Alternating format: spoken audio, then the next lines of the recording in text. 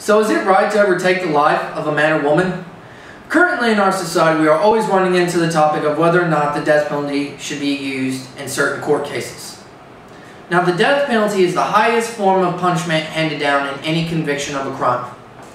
A lot of people believe that the death penalty is inhumane and the people that hand down this punishment are monsters.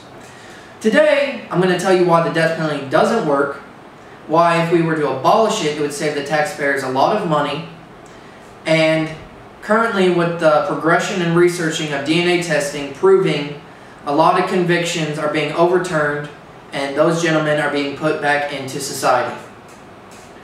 There are many reasons why the death penalty doesn't work. I believe in eye for an eye, but I also believe in karma as well.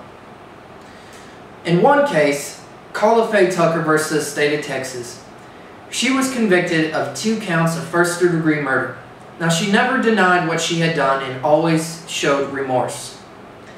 While she was in prison, she had grown a relationship with the victim's family and become a renowned Christian.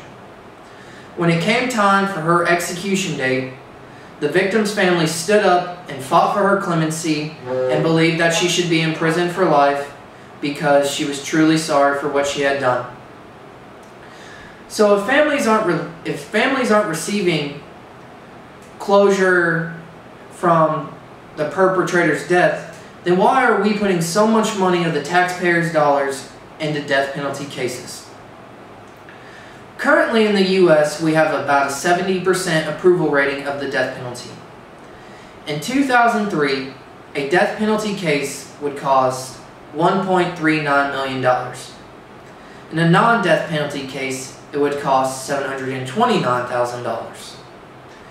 Now, a lot of people want to argue that the victim is dead and the perpetrator is still alive. Well, what you have to remember is prison life is no life at all, and a lot of them would rather be executed than have to spend their remaining days in prison.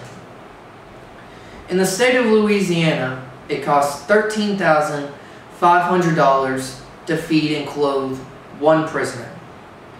But for one prisoner to be sentenced to death, it costs $3.9 million because you have to include your court cases and your appeal cases.